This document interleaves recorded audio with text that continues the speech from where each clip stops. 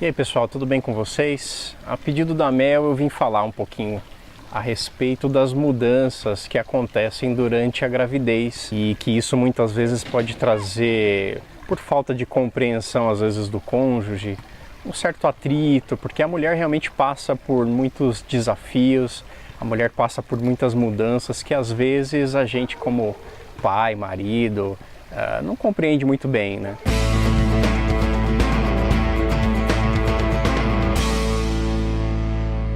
Eu dividiria a gravidez em 4 períodos principais, e aí a gente separa por trimestre, então são 4 trimestres. E aí eu estou me referindo aos 3 primeiros trimestres da gestação e o trimestre após a gestação, que também faz parte. Muita gente defende a ideia de uma extra-gestação, né? Depois que o bebê nasce, ele ainda passa por um período de adaptação na vida que dura aí uns 3 meses, então a gestação no total daria cerca de 1 ano quase. O primeiro trimestre, para a mulher que nunca passou por isso, é bastante desafiador. A mulher tem vários sintomas, várias mudanças hormonais e físicas que nem às vezes imaginava que teria. Então, vocês estão acompanhando os vídeos da Mel aí falando sobre alterações de olfato, de gosto, de texturas, enfim, tem um monte de coisa que acontece, às vezes alterações no ganho de peso, começa a reter mais líquido. Então o primeiro trimestre ele começa já com várias mudanças físicas, começa desde lá do beta-HCG, quando aquele exame dá positivo.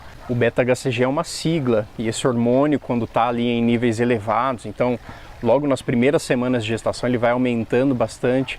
Quanto mais tardio você faz o exame, você percebe que os valores são maiores e acredita-se que esse hormônio já é um dos responsáveis por essas alterações físicas, especialmente a hiperêmese gravídica, por exemplo, que são as mulheres que têm muito enjoo, que passam muito mal, que têm tontura. A mulher já começa a perder noites de sono, começa a ficar mais irritada. Conforme o primeiro trimestre vai passando, a mulher vai tendo algumas mudanças corporais, claro, mas ainda com 12 semanas, ela ainda não percebeu alterações físicas significativas. A barriga começa a formar, mas são mais essas questões hormonais. No segundo trimestre, ela já nota a barriga crescendo. É um trimestre geralmente um pouco mais tranquilo, é a fase da gravidez de velocidade de cruzeiro, né? A mulher fica mais tranquila, até o humor muda um pouco.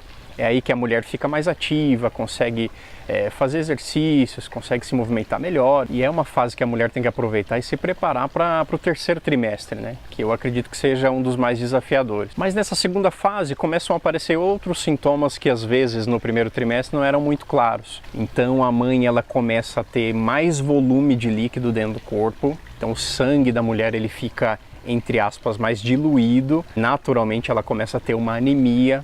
Por isso é importante repor ferro, repor as vitaminas, vitamina D, o ácido fólico. E por causa dessa anemia, a mulher muitas vezes ela se cansa com mais facilidade, ela se sente um pouco mais ofegante, o coração às vezes se acelera, porque precisa dar conta do volume de sangue dela, do volume de sangue que está no bebê, no líquido que está no útero. Então assim, já tem uma sobrecarga. Além disso, a imunidade da mulher naturalmente ela é reduzida. Isso é até um mecanismo de proteção do corpo. A mulher ela tem uma imunidade menor e por isso tem que ter muito cuidado com as infecções, os quadros gripais, porque esse é um mecanismo de defesa do próprio corpo, para que as células da mãe, para que as células de defesa não reajam às vezes contra o próprio feto.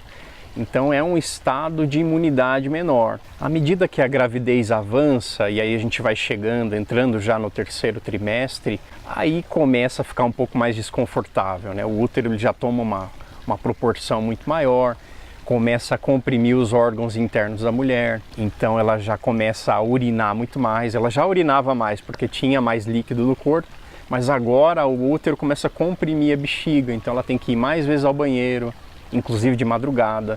Não tem mais posição às vezes na cama, porque se fica de barriga para cima, O próprio útero comprime toda a parte intestinal, comprime a parte respiratória, comprime as veias e artérias do corpo, então ela sente às vezes um mal-estar e ela precisa ficar de lado. Mas mesmo de lado também tem desconforto, porque aí você também comprime o estômago, às vezes dá mais refluxo, queimação. A mulher tem que dormir às vezes elevada, ela muda até o jeito de andar, né? Ela começa a fazer aquela marcha anserina, que ela muda o centro de gravidade do corpo, ela precisa se curvar mais para trás. E esse termo anserino, na verdade, ele vem do pato, né? Então a mulher anda como um pato mesmo, então enfim. Imagina, até o jeito de andar da mulher muda, ela começa a ter dificuldade no retorno venoso, então as veias que estão sendo comprimidas dentro do corpo fazem com que acumule líquido nas pernas, então ela fica com inchaço, formigamento, e esses sintomas eles vão se intensificando à medida que o parto se aproxima, né? Então quanto mais as semanas se avançam, mais sintomas a mulher tem no finalzinho, mas até aí tudo bem, eu acredito que a maioria dos homens até compreenda essa fase, porque né, todo mundo sabe que a mulher grávida tem os seus sintomas, os seus desejos. Esses desejos vêm, são às vezes vontades até do corpo específicas por alguma vitamina ou o fel que está faltando, então por isso que vem esses desejos diferentes, né? Todo mundo precisa aprender também que a gravidez ela se mantém depois que o bebê nasce. Quando o bebê nasce, seja cesárea ou seja parto normal, é claro que no parto normal a recuperação é muito melhor, é muito mais rápida, mas ambos os partos eles têm um período de recuperação. Quando o bebê nasce, ele nem sempre mama bem logo de cara,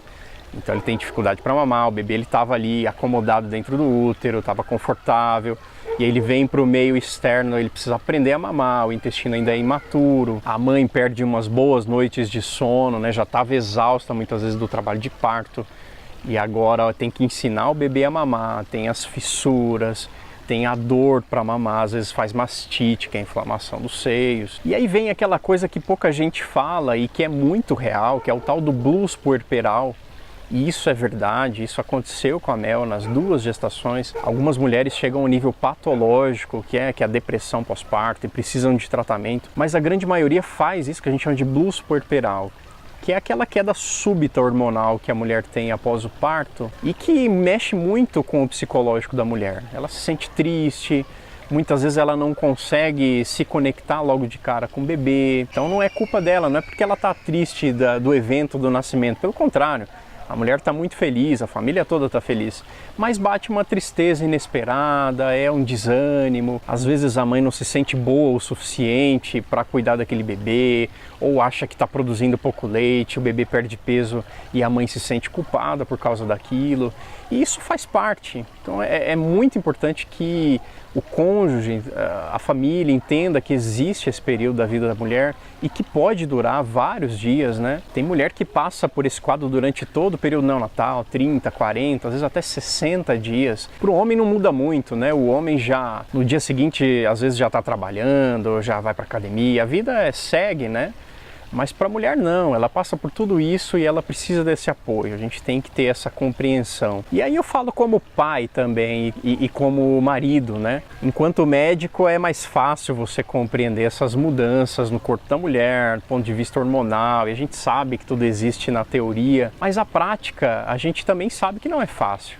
Então a mulher ela muda muito o comportamento, o foco sai muitas vezes do marido, especialmente na primeira gravidez, para o bebê, fica 100% no bebê. E nem todo mundo compreende isso, né? O homem também quer atenção, quer o carinho, e muitas vezes a mulher passa um longo período passando por essas alterações psicológicas. E a gente precisa ter paciência, a gente precisa apoiar, porque é um período que passa e a mulher depois restabelece suas atividades normais, ela volta a ter uma vida produtiva, mas nesse momento o foco é o bebê, né? No nascimento do João Lucas eu tive essa dificuldade, depois de 1, 2 meses eu comecei a sentir mais falta dela, a libido caiu muito a atenção que ela me dava em casa, a gente teve alguns atritos, falta de compreensão minha, né? E aí já no segundo filho eu já compreendi que aquilo era um período, é um tempo que a mulher passa. E agora nós estamos esperando a Julinha, né? Já está com 11 semanas de gestação. E eu procuro exercer diariamente essa paciência, ser o mais solícito possível, ajudar em tudo, em todas as tarefas. E isso torna o relacionamento familiar muito mais tranquilo. Então é isso, pessoal. Esse é o meu chamado, especialmente aí para os papais de plantão. Vamos ter paciência com as mamães, vamos ajudar em casa, vamos ajudar em tudo que for preciso. E a gente tem que ter esse carinho, essa disposição de passar por isso junto com a mãe. A mãe, ela se entrega muito mais, né, na gravidez e no parto. E o papai precisa estar junto ali para ajudar nesse momento. Mandem suas sugestões de temas para os próximos vídeos, continuem nos acompanhando, se inscreva no canal e um grande abraço.